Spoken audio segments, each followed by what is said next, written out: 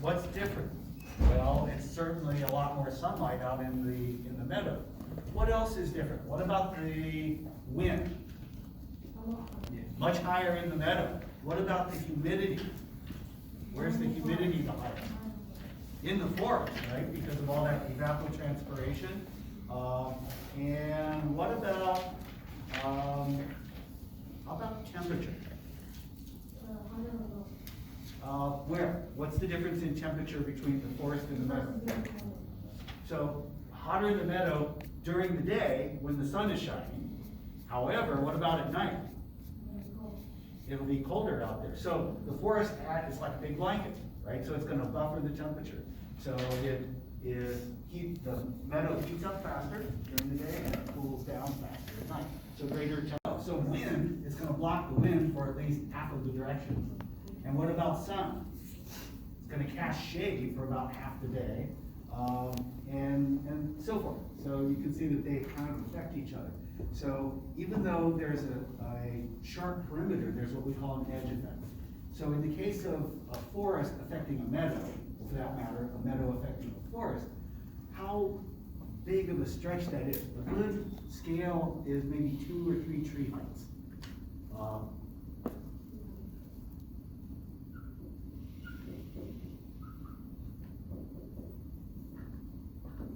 What do I mean by that? So if this is the height of a tree, you can feel these effects some distance from being actually in the forest. It's going to block the wind. It's going to cause some shade. So you can detect some effects. It won't be the same as in the forest, but it's also different from the rest of the meadow. So the closer you get to the actual perimeter, the more likely you're going to see some of those effects. Some of the biological effects can be really extreme. We'll talk about cowbirds. I think we mentioned them as social parasites, the ones that lay their eggs in other birds' nests. They are open grassland species. They're actually from out west. They're from the western and the Great Plains. But now they're all over the east. Why? Because we've cut the forest into little fragments. And so they can get into them. And they look for nests, especially in forest-dwelling birds. So they patrol the edges and looking for nests. They will fly up to 1 kilometer into a woodlot. So to a cowbird, that's a really wide edge, if you think about that. They're kind of an edge effect species. They're open grassland, but they will have a really wide edge. So we have edge species is how many kilometers? So just add them up. 16 plus 8. Oh. So just if you had to put a fence around this, how long would your fence be? 24. 24 kilometers. Right. So 8 kilometers here, 4 here, another 8 here, another 4 here. So if you're going to make a fence, it would be a 24 kilometer fence. What about the area? 32. And so area you just multiply, right? So 8 kilometers by 4 kilometers equals 24 what? Kilometers square. Yes, kilometers squared, so 24 square kilometers. So we could look at a perimeter to an area ratio. Remember how we did with surface area and to volume ratios? Same concept applies when we're dealing with different dimensions, right? So in this case, it's a 1-dimension to a 2-dimension fraction. So we have 24 kilometers or 32. to 32, yeah, nothing was wrong there. 8 times 4 is 32 to 32. So it's less than 1. All right, so what would happen if we divide this in half and make it smaller in both dimensions? So how about a fragment that is only 4 kilometers by 2 kilometers? So now our perimeter is what? Well, 12 kilometers, and our area is 2 kilometers times 4 kilometers. And that equals 8 square kilometers. And so if we look at a ratio, that's 12 kilometers to 8 kilometers squared. So here we had, what is that, 8, that's a 3 to 4 ratio. And now we're at a, that is a 3 to 2, right? So here it was less than 1, now it's more than 1. So why does that matter? Well, there are some processes that are related to the total amount of area, the total amount of photosynthesis, for instance, occurring, has to do with that area. But if you're thinking about edge effects, things that are happening on edges, like extra predation, a lot of predators will look for the edge. Or how about cowbirds in particular? Cowbirds are going to edges, and they're willing to actually go in. So let's redefine what this edge is. We actually, I was careful to call it a perimeter. Well, let's add an edge effect. So if you're a cowbird is willing to go 4 kilometers into a patch of forest, looking for hosts, nests, or parasites, right? So how much of this is a cowbird-free zone? So an easy way to do that, let's just draw this, all the square kilometers. So here's 4 kilometers by 8. Now that I look at the shape of the rectangles, those were supposed to be squares, but I always underestimate that. It's common as you frame things up, right? So what part is free from cowbirds? Well, this part is.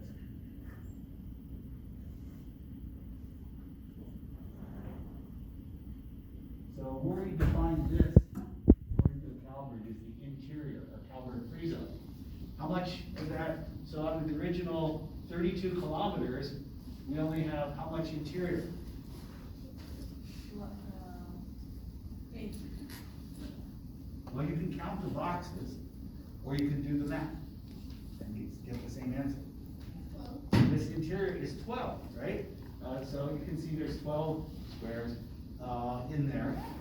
Or if we were to calculate this, it would be 2 times 6. Why 2? Because we're taking it off from both sides, right? And why 6? Because we're taking it off from both sides. And so did you realize, so only 12 of that 32, that's almost 2/3 of it is edge. And that's a big patch. That's a really big patch. If you think about it, that's bigger than the patches of forest you're gonna find here in northern New Jersey, except for Stoke State Forest. Other than that, they're much smaller patches. What about this one? How much of this is cowbird-free interior?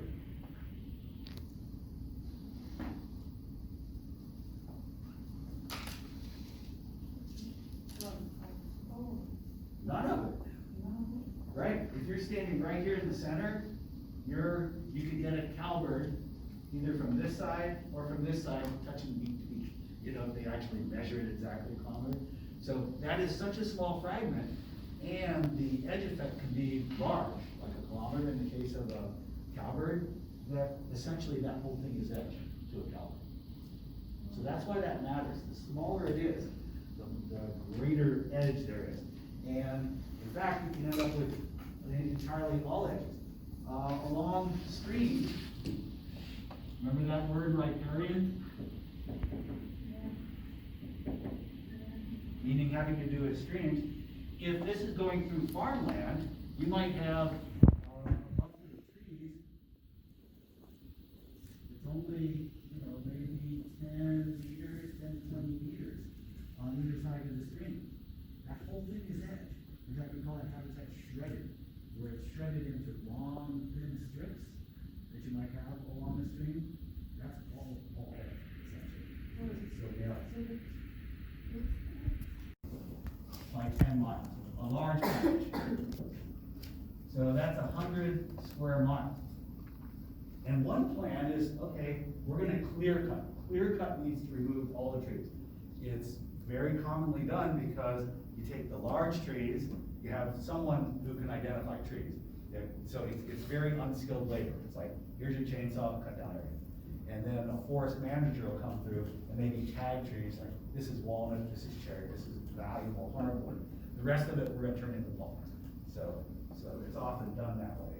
So we might say, let's cut this and keep this. Well, in doing so, it's gonna create an edge, right? In this case, that's a new 10-mile long edge that didn't exist there before. Another plan might be to do something like this.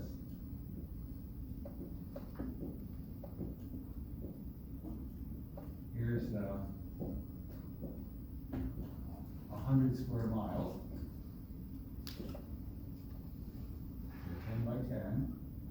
Here's all the 1 square mile lots. And you can cut the same amount. So this is 50 square miles.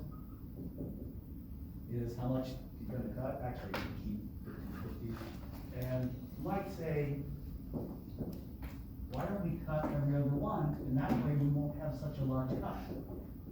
So you could do that. What's the effect of that? It's the same total amount of area, but what's really, really different about that? There's no edge.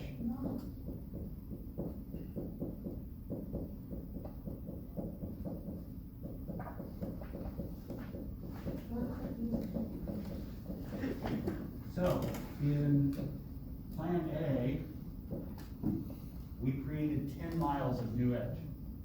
Plan B, covering the same area, how much new edge have we created? So, this whole line here is new edge. This line is new edge. Same thing, so we created 9 transects in here, edge. Here's 9 more. So this is 10 miles of new edge. This is 180 miles.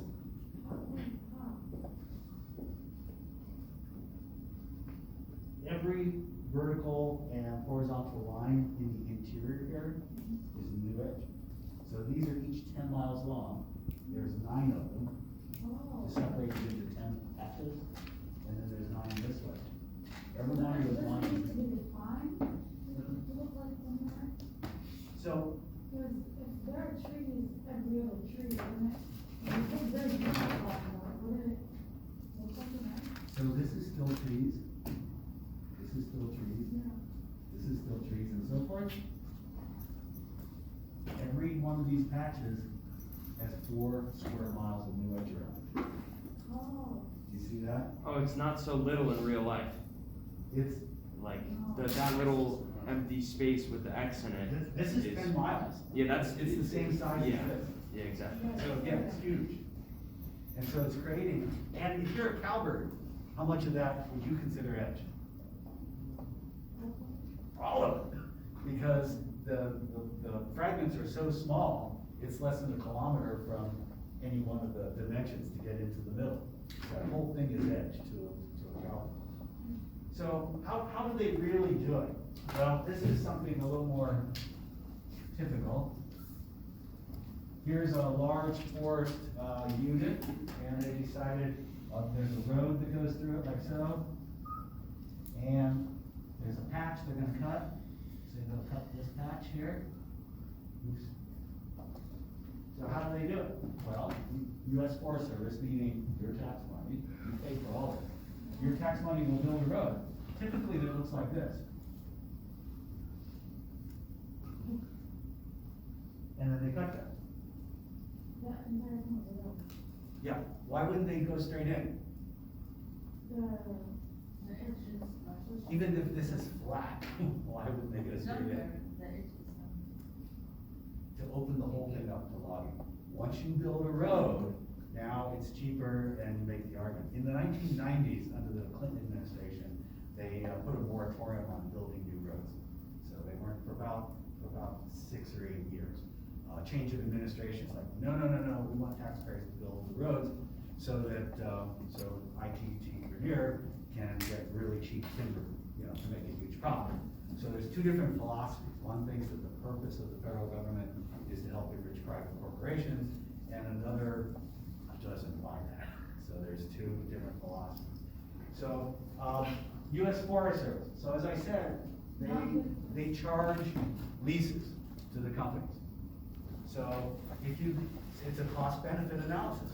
So it costs a certain amount to hire forest rangers and administrators and people to build the roads and all the other kind of maintenance things, put out fires, all those things to administer. And then the companies come in and they pay the federal government, the U.S. Forest Service, a lease to be able to go in and extract the trees and sell them to customers. They bought trees basically. How much do you suppose the U.S. makes every year in profit under that arrangement? $1.5 million. So how big is the national budget? So it's several trillion. It's really big. Really big. Numbers. So, $1 million here, $1 billion here, $1 billion there, and pretty soon you're talking real money. As back in the 60s, as one of the leaders in the House said, why the House of all appropriations start in the House. So, how big is the profit? It's not. It's a loss of $350 million, about a third of $1 billion. So stars all around this, you should understand this, minus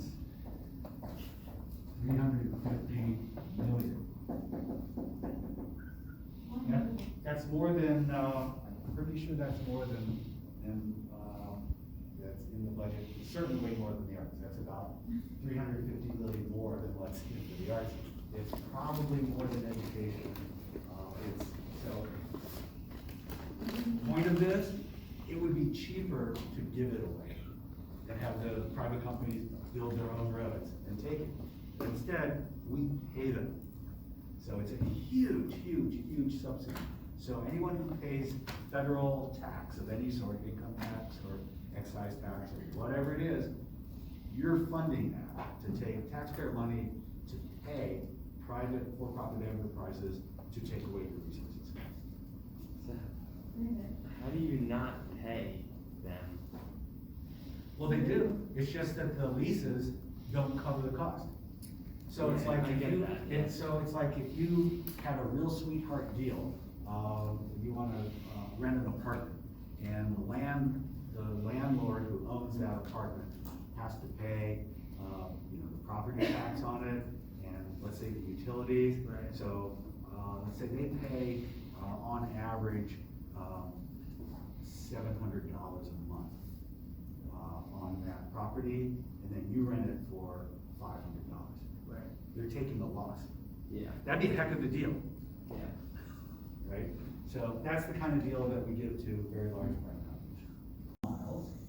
And these are reptiles of the West Indies. What are West Indies?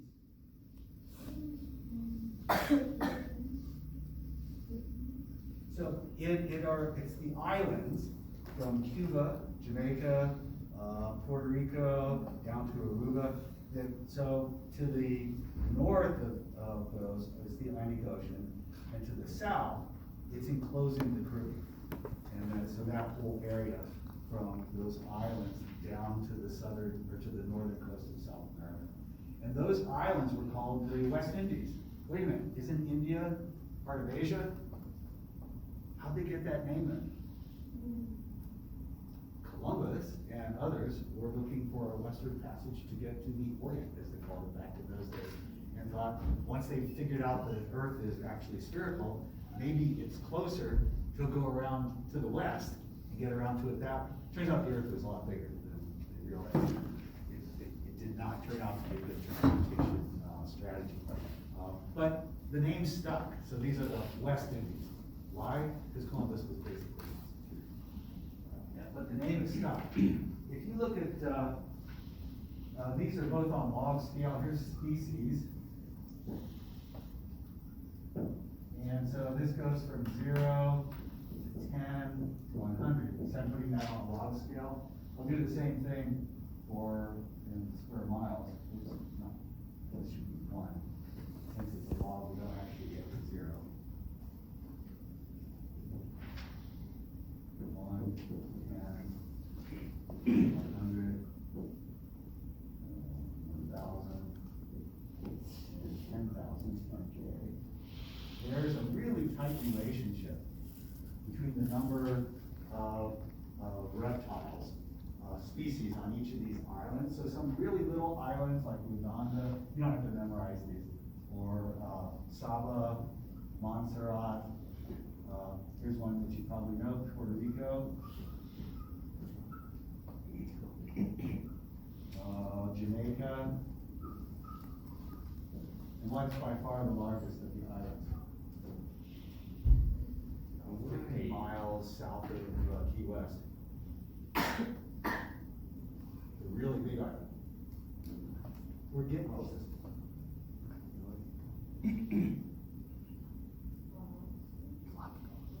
Bahamas are to the east. Cuba. The big island, a really big island.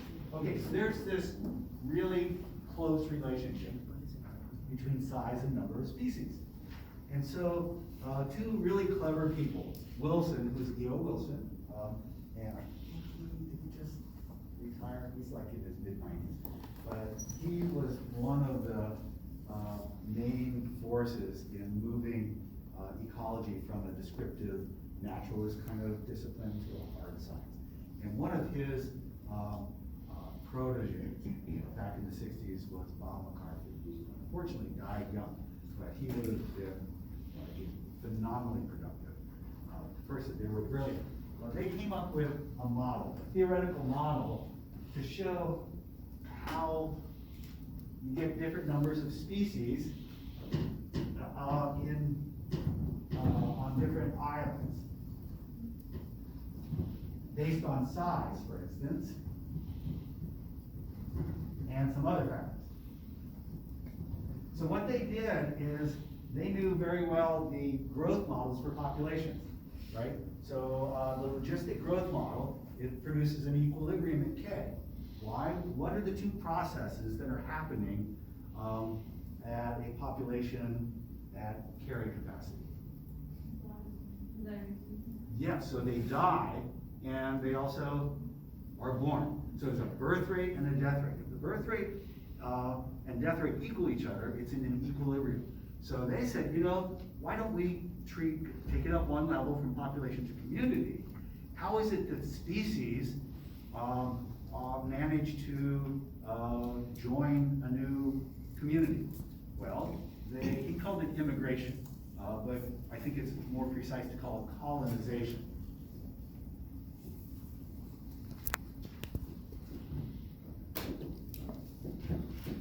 Immigration just means that you move there. A colony is when you're the first of your kind to be there, right? So if more of your kind comes later, that's still immigration, but it would not be a new colony. So in this case, it wouldn't represent more species. How does a species, a population, leave a community? So extinction, by one way, they can leave, but so we'll call that local extinction.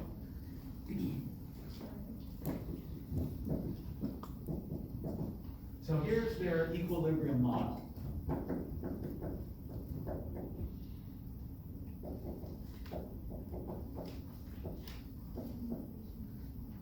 The MacArthur-Wilson equilibrium model. So I'm going to draw three graphs right next to each other. And so we'll have a rate, which is species, well, per time, and it'll show colonization. So it's also called island biogeography theory. The reason what we're calling islands is it's easy to imagine that we have an island, which is a source. This could be a continent. This could be South America. And we've got a big continent, a large place, a source. We call it a pool, meaning a pool of available species. And then some island. And And this is gonna be the source of the species. So this is not happening over evolutionary time. We're not allowing for, it's not long enough to be speciation to be occurring, so this is on a shorter time frame. And how do they colonize? Well, from now on, S will be species richness.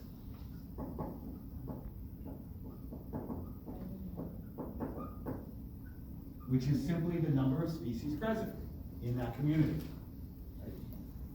So, when there are no species on the island, so imagine this is some sort of semi-effective barrier. So it usually keeps the species that are on this mainland from getting to this island, but every now and then, maybe every couple of generations, 1 or 2 or 3 can get across. So it's kind of leaky. It's like a semi-permeable membrane. It's a little bit leaky. And that's exactly what's happening in the Galapagos. It's a pretty good barrier most of the time, but every now and then, somebody gets across that road. So these could be real islands, or these could be habitat islands. These could be forests in the middle of a desert, or something else. So whatever causes barriers like this, either real islands or ecological islands. When there are no species present, the way to think of it, there's a background kind of immigration going on all the time at kind of a low level. What's the probability that whoever arrives at that low rate is going to represent a new species, one that's not already there? Well, if nobody's there, it's 100% that the new one that arrives will be a new one. So we'll tack that up. The rate of new species is high. I have a question. Yes. It's rate of species. The most abundant species, probably the most abundant, may be the one for which this is not the least effective barrier. When they arrive, that should happen relatively quickly. What's the probability that new ones maybe a less common species, or maybe one for which this is an even more effective barrier? It's going to get less and less likely that whoever arrives is going to be a colonization. It'll be an immigration because they move, but it's not going to change the number of species there. So we'll say it's not a colonization, right? So this line has to come down. Does that make sense? And so it's likely to come down like this.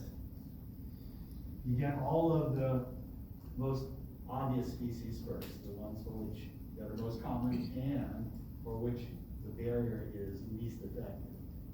Is this possible to get down to 0, where you're getting no new species? Yes, at the level P, or the pool. Once all possible species from the mainland are already established at the island, there aren't any more. And we're not allowing for speciation. This is on a shorter time frame, right? Does that make sense? So why not linear? Because the different probabilities of each of them getting across has to do with the effectiveness of the barrier and especially their relative abundance. So we know that most natural communities have lots of common species, or a few common species and lots of rare ones. So we're seeing, rare ones at a low rate. Yes?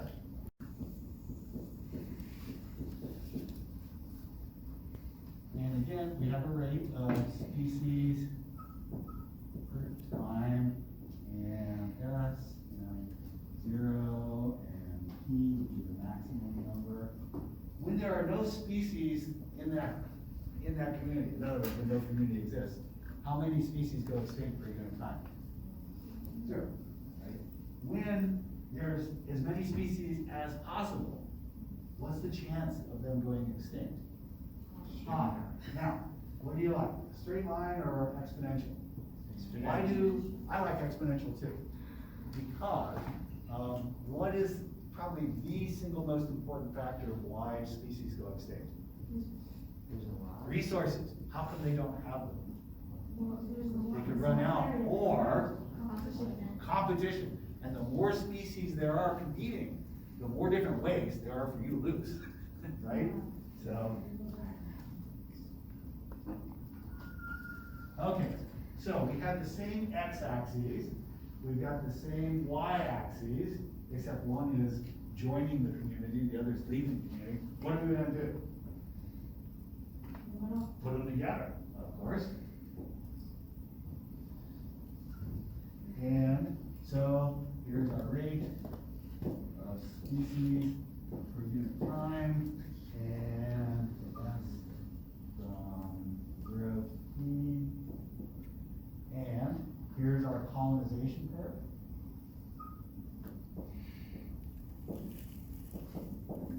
Here's our extinction curve.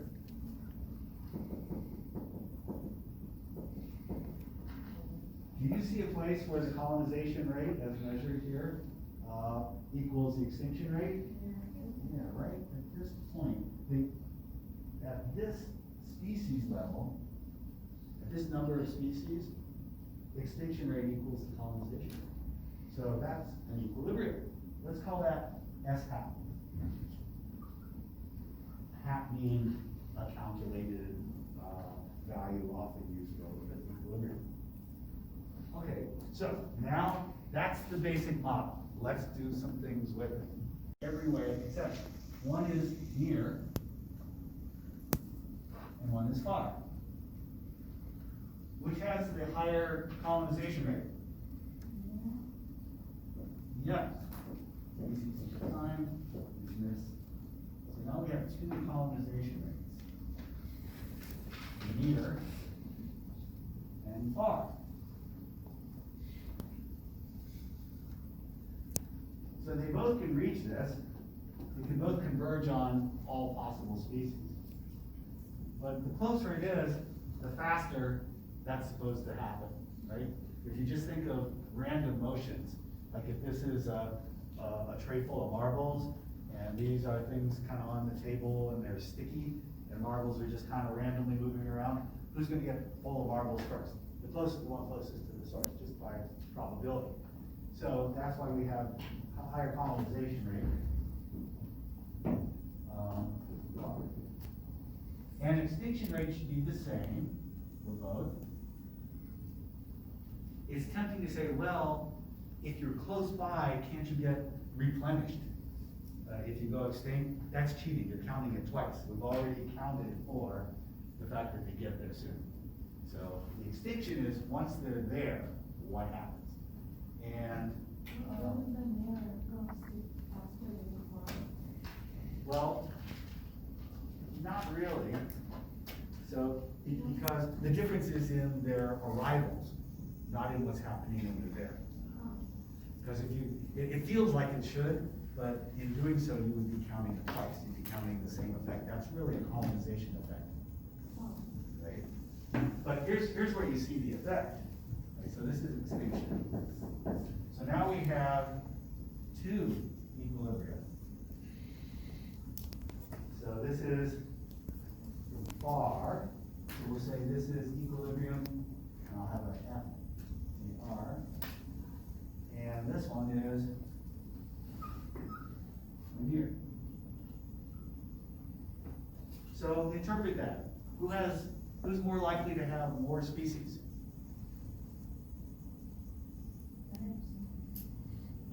An island that's near or an island that's far from the source of species from the pool? Near, sure. And that's just what we saw. Well, actually, we're gonna see the next thing. So, yes, that makes sense. One last one to do before we run out of time. And that is what they call the area effect.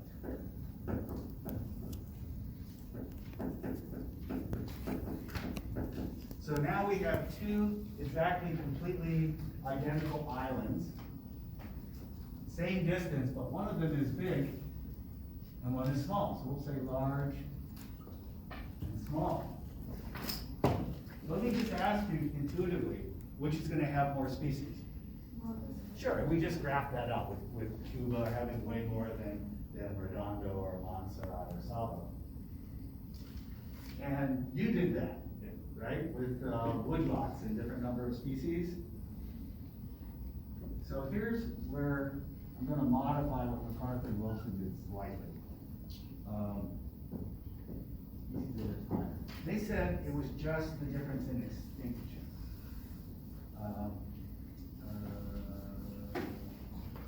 Because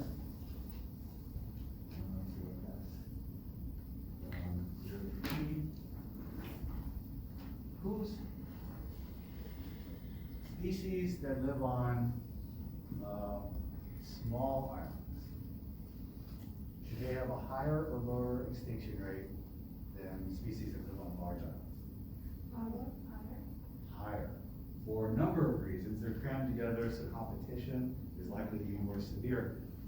Probably one of the biggest things though is, it's gonna be a small population. Who's more likely to go completely extinct locally? A large population or a small one? They're all small, it's a small island. The smaller that island is, the more at risk they are. So that gives you two extinction curves.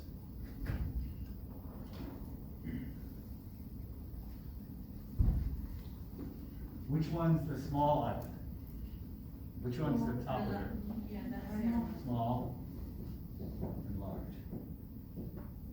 Now, colonization rates really are two. Which is a higher colonization rate?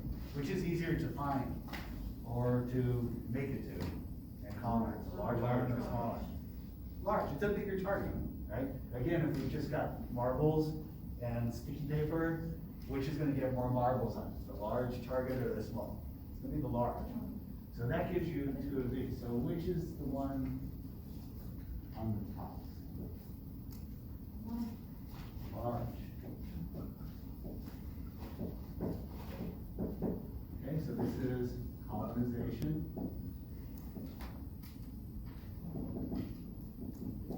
And this is extinction. So how many equilibria do you see now? I love that. No, seriously, how many?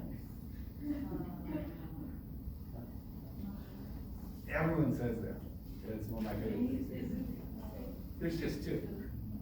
There's the one for large islands here, and there's the one for small islands here. What are those other two intersections? They're meaningless, they're just where the lines cross, right? Do you see that? There's no such thing as a equilibrium between a small island, extinction rate and a large island colonization rate. Those, you can put them in two different colors would help, and you'd see, we're just superimposing two different things. The fact that these cross here doesn't mean anything. This means something. This is small island colonization rate and small island extinction rate. This is large island colonization rate and large island extinction rate. So there's just two. And which is this?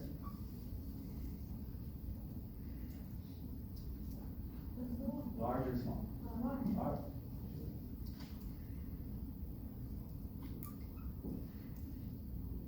Small. But that's what you told me in the beginning, that communities on large islands are likely to be richer, have more species. That's where we started intuitively. And so why do we do all that? Well, it's really brilliant. MacArthur and Wilson have given a theoretical underpinning of why that should be shown, why it should be so. So which you kind of felt already intuitively. So I'm looking at how much we still have to do there. Field, let's say this could be April, it could be about now. Once the soil is dry enough that the farmer can get it ready and prepares the land to plant it, but doesn't. That's called fallow. Fallow is usually an agricultural field that is where you don't grow crops on it. Why might you not do that? Well, he might have died, or he might have sold the land, or it could be that soybean futures just took a nosedive, and it's not going to be profitable. But the cost of diesel fuel for running the tractors and the cost of the seed might be more than what they can expect to get from the yield on this land. And so it's not profitable. And so it sits there. So just sitting there is called fallow. So in year 0, right at the beginning, you notice it's brown. You're looking at the bare soil. This might be, say, March or April. What's that going to look like in August or September? It's not going to be brown anymore. What's going to happen? What's going to grow on it? Grasses, dandelions, weeds, what people usually call weeds, things that are pioneers. So we'll call these pioneer species. So here's 0. So let's say dandelions, grasses, some forbs. forb is a little non-woody plant that's not a grass. So things like violets, most of your, wildflowers, a lot of those are forbs. Okay, so we'll take a look, and here we are at the end of the season, and it's grown up with small plants. So what happens next? Okay, here in New Jersey or at this latitude, the season's gonna change, winter comes on, it snows, the snow is going to push down the grasses and kill a lot of it, and so you end up, the next spring, you've got some dead vegetation on it, dead low vegetation, whatever had grown there previously. But now it's different. Before you had bare soil, which was exposed to the sunlight, had really high temperature during the day, cooled off at night, evaporation rate is very, very high because it's windy and so forth. So those are really, really harsh conditions. At ground level where seeds have to germinate, this is much better. So it's got a little bit of a blanket over it that's gonna trap the moisture, block the wind a bit, and also the sun, which is going to greatly reduce the evaporation rate. So there's gonna be a lot more soil moisture. It's a much friendlier place for a seed to germinate. So what happens? They do, and by the end of that season, it's taller. Stuff has grown up, and in this example, there's still some old corn stuff, so it's a different field. So now we've got taller herbaceous plants. So say new herbaceous plants.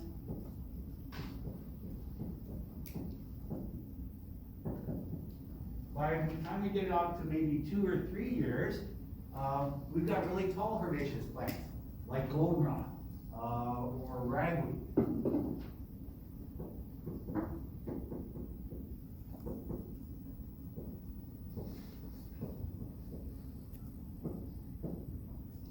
What's happened to the dandelions and the grasses? What are they competing for? Sun. Sunlight, and the taller ones are doing better. So they've got vascular systems, they get taller, and so they outcompete for sunlight, and what are they competing for in the soil? Nutrients and water. And so these taller plants are outcompeting, causing local extinction. That reminds me of something. What was that? Oh yeah, competitive exclusion, right? They can't, if the superior competitor is driving the inferior ones, and what do those taller plants have for them, going for them? They're taller and bigger, and so they're able to get the sunlight and to get the water and water soluble nutrients. So that goes on. By the time we get up to maybe 5 to 10 years, we've had shrubs. What do shrubs have that herbaceous plants don't? What's a shrub? Yeah, it's a woody plant. And if you've got wood, what does that give you an advantage structurally? Stronger. Which allows you to be How do you know? bigger, right? So now, with wood, you can grow much taller. Trees can grow way taller than what a herbaceous plant can. That's the huge advantage of wood, is it's structurally much sounder and strong. So you've got the strength to be able to grow up much taller. And so that's what we're seeing here at about 5 to 10 years. So these are shrubs and some saplings. What's happening at ground level? Now they have multiple layers of vegetation. All the previous vegetation that had died has been mulching, right? And so you've got a layer of mulch, a layer of some short ground vegetation, and now you've got some forbs and shrub layer.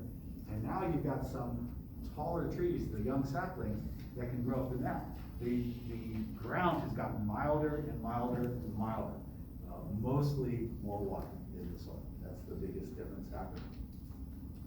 And so when we get out to about 10 to 25 years, some really large trees are starting to grow up as saplings. So for instance, oak and maple and hickory.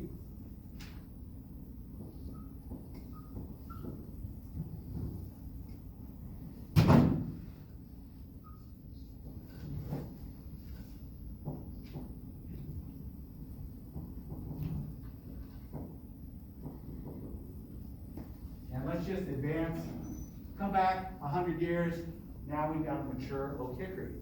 And so those trees aren't 100 years old, most of them are, from 0 to 50, a couple might be 100, but yet, it takes a long time to build up the kind of age structure that you would see. So basically, what's driving all this is competition. Literally by their own bodies, the early successional stages do very well in harsh climates, harsh soil conditions, and literally with their own dead bodies laying over the ground, they make the ground retain moisture more so that a different set of species can do well there, species that can grow taller and outcompete them. And that whole process goes on to get taller and taller kinds of plants until you get the tallest plants on the planet. The tallest living things are trees. And so you get the big dominant trees in a situation like this. So we have pioneer versus climax species.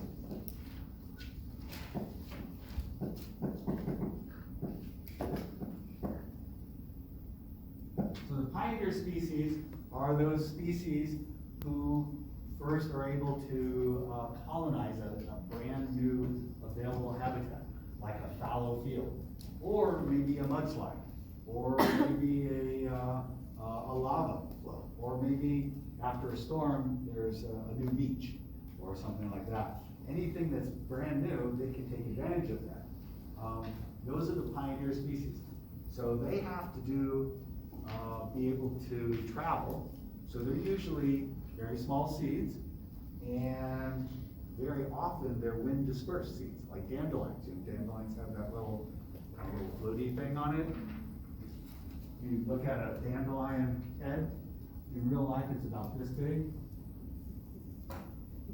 You look at that really closely, there's sort of a pad, there's a seed, and a stalk, and some filaments. And then there might be 200 or 300 of those all packed on here. That is so lightweight, the slightest little breeze will keep it airborne. So that can travel miles, literally miles and miles. And so they end up in a spot where not a lot of other plants can germinate, but they can do it because they're pioneer species. They're very good at taking advantage of harsh conditions. They're not so good at competition. And they're changing the environment, literally by their presence. It changes the environment in a way, mostly water retention of the soil, that gives an advantage to other species that are better competitors, typically because they're bigger, and maybe because they have wood, it can be really big. And so the climax is this at 100 years, we'll call that a mature or climax growth.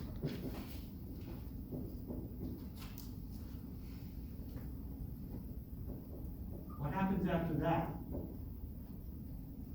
Well, they're in equilibrium. They kind of leave the environment the same way they found it. But the only thing that changes is the soil's getting deeper as their dead bodies decay and stuff. But at the surface level, it's pretty much the same way. So they persist. They're not changing the microenvironment the way the earlier successional stages did. And so I see kind of an interesting R and K selection thing going on here. Which species would be R selected? The climax or the pioneer? Pioneer. And they're short-lived. They have lots and lots of seeds, and each seed's really tiny, so there's not a lot of investment in each one. The K selection is the climax species. So this is what a baby dandelion looks like. Drawn to scale, I'm not sure, I can.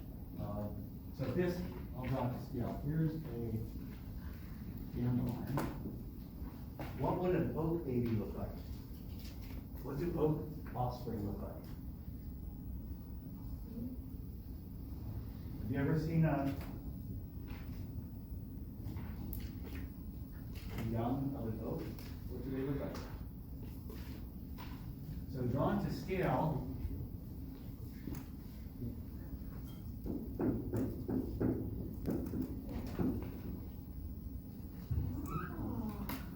What's that? An acorn. And if you slice this through, you'll see there's a little embryo right about in here.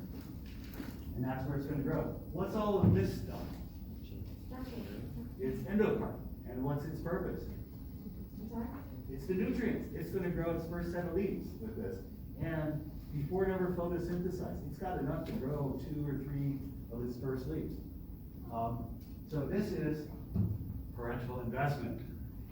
And so they've added all this. Where's the nutrients here? Almost none. You know, enough to maybe germinate and get started, but they're gonna have to photosynthesize right away. This, I mean, it's packed a big heavy lunch, and so it's well on its way. Way more K-selective if you think of R and K as a strategy. Okay? So now we really are out of time. So let me look over